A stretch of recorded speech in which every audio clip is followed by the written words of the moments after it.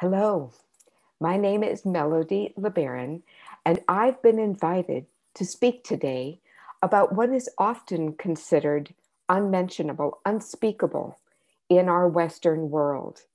I'm here to talk about the initiation of loss and why loss is so resisted in our culture. I'm here to invite you into a deeper, more intimate relationship with grief. So let's start by taking a deep breath together.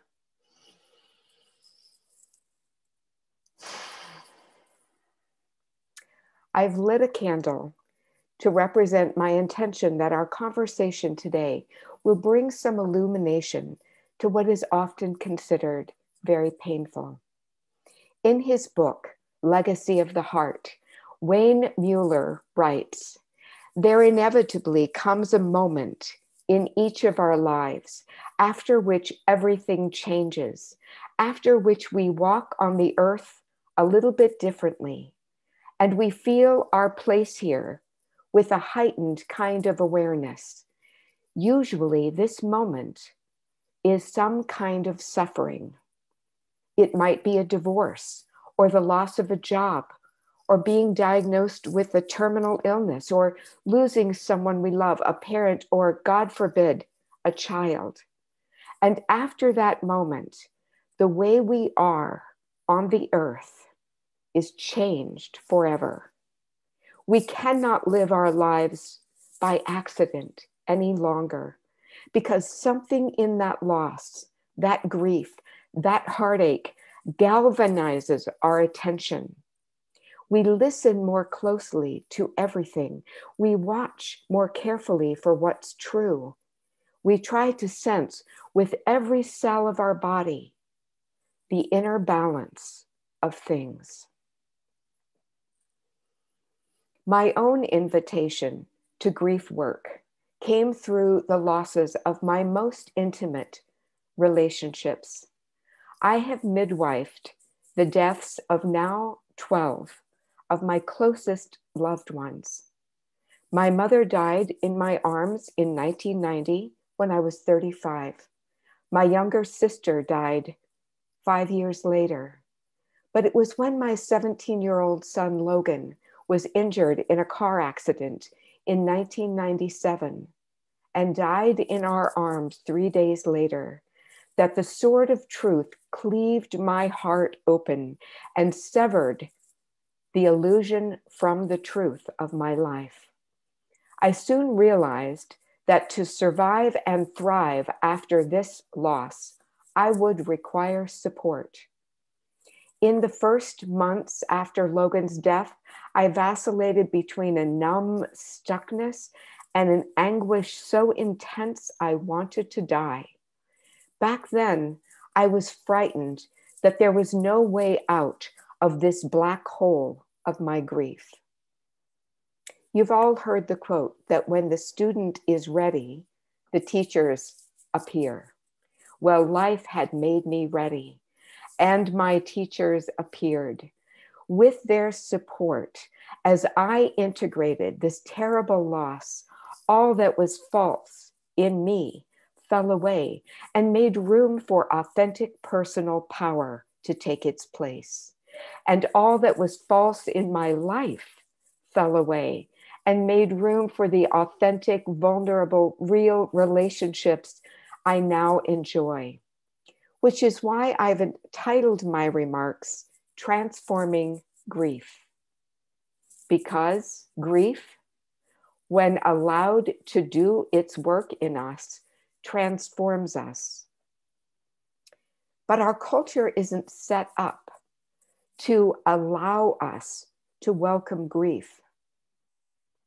What I've learned by befriending grief is that if we do not feel the grief, if we do not allow it to move through us, if we try to spiritual bypass our grief by stuffing it down or rising above it, walling it off or closing up, we will end up wearing our grief like body armor for the rest of our lives. What I discovered is that when I was actually willing to feel my grief instead of resisting it, the closer I actually felt to Logan. Yes, those waves of grief were searingly painful, burning through all of my hopes and expectations for my future. But on the other side of that fire, on the other side of that grief, was an increased capacity to feel and embody love, the love and the joy that Logan had brought into my life. Integrating Logan's death allowed me to release my old identity so that even more love could flow through my life. Make no mistake, grief is a painful initiation. We do well to think of our grief work as the work of our soul. It was Khalil Gibran who said, "The deeper that sorrow carves into your being, the more joy it can contain." When grief is felt and processed all the way through, it transforms into life force, into fuel that revitalizes us and propels us forward. But when grief is ignored, tamped down, and buried alive, our very vitality is buried with it. Our ancestors accepted grief as a normal, natural part of life. They knew that grief buried alive kills the mind, the body, the soul. When a loss happened to one member of the tribe, it was processed and grieved by the entire tribe. They created ritual that allowed the loss to be fully felt within the support and container of loving community. When did that change? When did grief become privatized, individualized? Well, to understand how it changed, we have to go back before the beginning of Western civilization. We have to understand the term Animamundi, which means the soul of the world, of which we are a part. Plato adhered to this idea. He wrote, "The world is indeed a living being, endowed with a soul and intelligence, a single, visible, living entity containing all other living entities, which by their nature are related." But as patriarchy was gaining dominance in the Middle Ages, the word soul was privatized by Saint Augustine. And within 100 years, the idea that the world had a soul or that each of us is connected to all other beings on our planet had fallen out of Western consciousness. In our Western world, the paradigm became, "I think, therefore I am," which led to the preferring of logical, linear, individualistic left brain functions and demoted the holistic, creative, we're all connected right brain functions. The Western world became an either-or experience of dualism. When I work with clients who are grieving a loss or preparing for death, I have to undo this Western world conditioning. I share with them this continuum. I believe that we took birth as mortals in order to experience the full range of human experience. However, this patriarchal Western conditioning leads to a bifurcation, a division of this experience. It divides human experience into what I call comfortable and uncomfortable.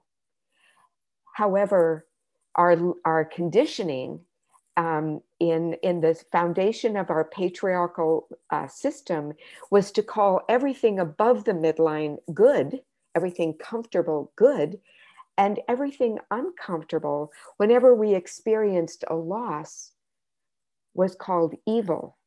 Remember how in the Old Testament, Job's friends condemned him because of his misfortunes and losses. So what does that lead to? It leads to a striving for perfection or seeming perfection, which leads to shame when we try to hide from everything that's uncomfortable, instead of integrating it and allowing it to give us its wisdom. We start to hide it. We start to bury it alive. We start to cover it over with shame. And that leads to projecting our shadow, what's uncomfortable, onto others, which harms all of us. Our country, America, is only just beginning to awaken to the powerful negative consequences of this paradigm, which resulted in colonization, white supremacy, racism, and slavery. Losses that you and I have inherited, and we must now participate in grieving so that we can heal them. Because until we see a loss, we can't grieve it. And until we grieve it, we can't heal it. The South African word Ubuntu conveys the unique preciousness of every life and the value to the village that each life holds. Ubuntu means I am because we are, a very different paradigm than what holds Western culture together.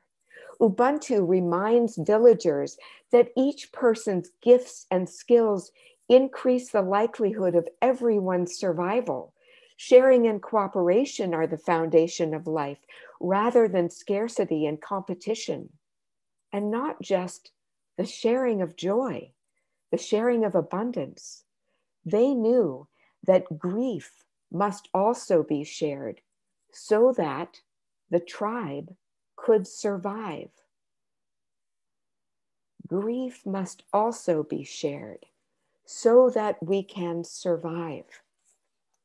I consider James Hillman, who graduated from Trinity College in Dublin in 1950 with a degree in mental and moral science and went on to study archetypal psychology.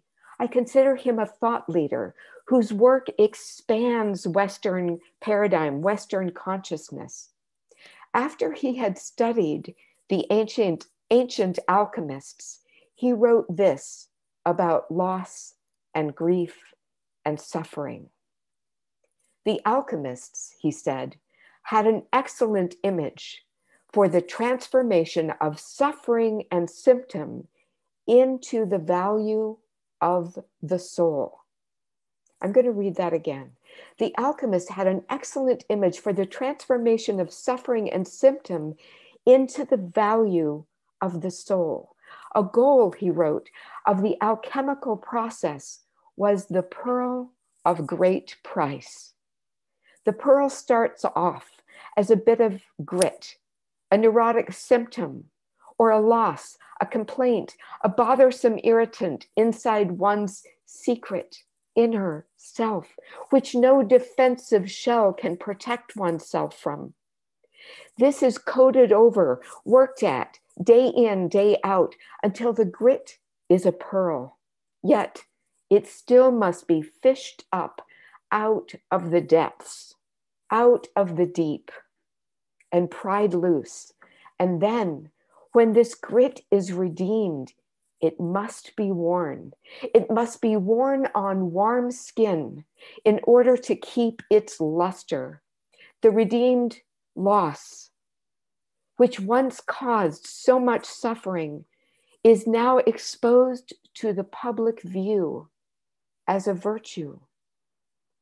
To get rid of symptom means to get rid of the chance to gain what one day may become your greatest value, even if at first it is unbearably difficult, lowly, and disguised. So what begins as our greatest suffering may have wisdom that not only evolves our own individual soul, but the soul of our community, which is how the South Africans experience suffering together. In his book, The Wild Edge of Sorrow, my teacher, Francis Weller, talks about the 5 gates of grief. These are 5 portals that we enter to experience grief. Some of the gates you will be very familiar with, but others might be unfamiliar because they're mostly untouched, unmentioned in our culture. So as I describe these 5 gates of grief, I'd like you to ask yourself, in how many ways am I actively experiencing or resisting each of these? The first gate of grief is the familiar one.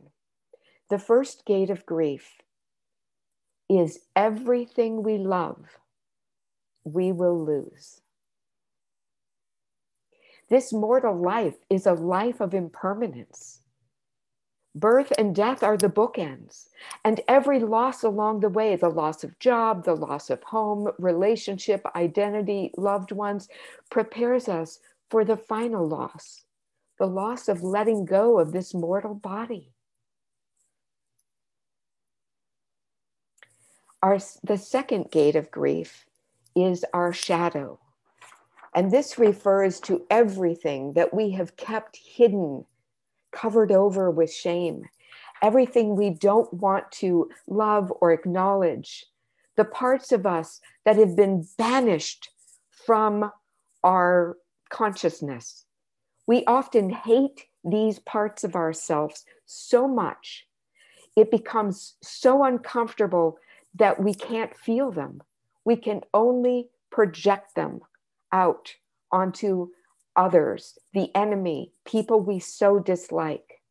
Or if the shame stays hidden, it turns into self-hate, which never allows it to be grieved. The third gate of grief is the sorrows of the world, the sorrows of Animamundi.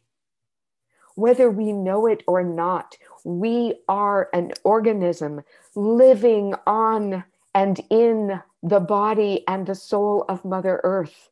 And we are affected by the polluting, by the raping, by the destruction of Mother Earth, our precious planet. The fourth gate of grief is what we expected but did not receive. At this gate, we realized, whether we are aware of it or not, there is much that we expected and it did not receive. And one of those expectations is the presence and the support and the containment of a community. We are born wired to expect a certain degree of welcome and engagement, touch and connection. We expected what our ancestors had, a village to care for us, to welcome us, where we had a sense of belonging. When we realize that Western culture is not set up this way, this calls forth grief. How many people do you know who feel they do not belong in their family or in their culture? Our society is filled with people who feel empty, who don't have a sense of purpose, who don't know how to bring forth their gifts in a way that blesses their community. The fifth and final gate of grief is only just beginning to be talked about by experts in this country. The fifth and final gate of grief is ancestral grief. Ancestral grief refers to the traumatic losses held in our genetic memory and in our very DNA, experienced by our ancestors. The book, My Grandmother's Hands, is a wonderful book that speaks to the ancestral losses of white bodies, Black bodies, and even blue bodies, police bodies. It's a very important work. In the Western world, when we've gone through the first gate of grief, when we've lost something we loved, we're often allowed a few days off of work if we lost a loved one, but we're expected to bounce back, to show up as our normal self after a few days or a week. And we don't even have language to culturally acknowledge the other four gates of grief. And yet each of these losses are initiations, portals meant to mature our souls, which is why I'm inviting you today to begin to release old Western indoctrinations around grief and loss and to welcome it, to become curious about it. By welcoming suffering and trauma, we bring curiosity, expansion, and life force back into our bodies, back into our consciousness. By working with grief and loss in this way, we become opening to release our individual experience of separation, how our losses make us different from everyone else, separation and shame. Shame holds the unspoken agreement. I am unspeakably, irreparably defective. We have to move out of shame. We have to move from feeling worthless into feeling wounded. When we feel worthless, we hold contempt for ourselves and or others. But when we feel wounded, we hold compassion for our wounded selves. We recognize I've been through a loss. I should be allowed to grieve my loss. We share our wounds with others who've been wounded. My teacher, Clarissa Pincoli Estes, calls us the Scar Clan. And after 2020, don't all of us belong to the Scar Clan? Don't all of us have a closer connection to someone who's lost a loved one to COVID-19, or to someone whose job has been impacted by the pandemic? When we share these wounds, we can grieve, which allows us the life force to heal. If we don't share our wounds, if we don't come out into the open with our losses, we keep them hidden in silence. And shame grows in silence, but it integrates, it diminishes when it's shared. I'd like to share a poem with you called Phone Call by Tony Hoagland, in which this migration from a shame-filled identity to a wounded and healing identity becomes evident. Maybe I overdid it when I called my father an enemy of humanity. That might have been a little strongly put, a slight over-exaggeration, an immoderate description of the person who, at that moment, 2,000 miles away, holding the telephone receiver 6 inches from his ear, might have regretted paying for my therapy. What I meant was that my father was an enemy of my humanity. What I meant behind that was that my father was split into two people, one of them living inside me like a bad king or an incurable disease, blighting my crops, striking down my herds, poisoning my wells. The other standing in another time zone, in a kitchen in Wyoming with bad knees and white hair sprouting from his ears. I don't want to scream forever. I don't want to live without proportion, like some kind of infection from the past. So I have to remember the second father, the one whose TV dinner is getting cold while he stares into the phone in his left hand and then blankly stares out the window where just now the sun is going down and the last fingertips of sunlight are withdrawing from the hills they once touched like a child. In that beautifully expressed poem, you feel the rage of the wounded child when he calls his father an enemy of humanity. And you feel the maturation process, the separation out of shame as he describes his own inner father like a bad king or incurable disease. We sense that the poet himself has done so much inner work to transform that inner father to a more helpful, benevolent influence, even as we can feel at the end of the poem his compassion for his aging father who was once a child. This is the kind of work that happens and can only happen when we fully feel and grieve our losses. So I have some questions for us.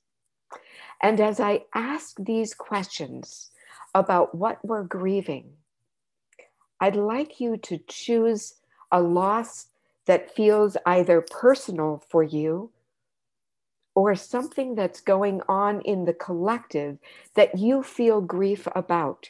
Because when we grieve our own individual losses, or whether we grieve something that's going on in the collective, we contribute to the healing of what's going on in our collective consciousness. So notice what is happening in your body as you choose a loss and answer these questions. The first question is there another way that I could hold this loss? Remember that our Western culture wants us to separate from and resist. Is there another way you can hold this loss?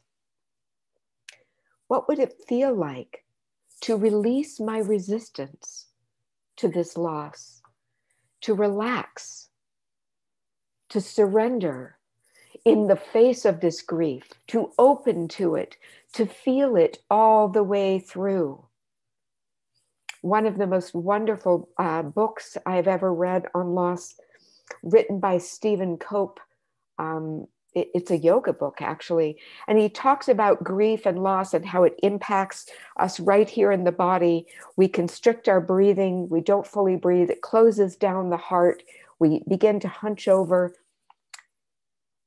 And yet, when we feel the waves of grief, they usually never last longer than 90 seconds at a time. Are you able to breathe through a searing, painful wave of grief for 90 seconds? Do you think you can do that? If so, that grief can give its medicine to you. That wound can begin to heal. Am I willing to experience the heat of my grief in these 90-second waves so it can burn through me and leave me an open and clear channel for love and life force to flow? For those of you who would like to explore the revitalizing power of grief work further, please go to my website, transformingspace.com, and sign up to receive my resiliency visualizations. Later in February, I'm co-facilitating an online grief retreat. And if it calls to you, I'd love to have you join us. I do these at least twice a year, these grief retreats. So in closing, I'd like to share a poem called Kindness, which beautifully describes one of the biggest blessings of grief work well done. Kindness by Naomi Nye. Before you know kindness as the deepest thing inside, you must know sorrow as the other deepest thing. You must wake up with sorrow. You must speak it until your voice catches the thread of all the sorrows and you see the size of the cloth.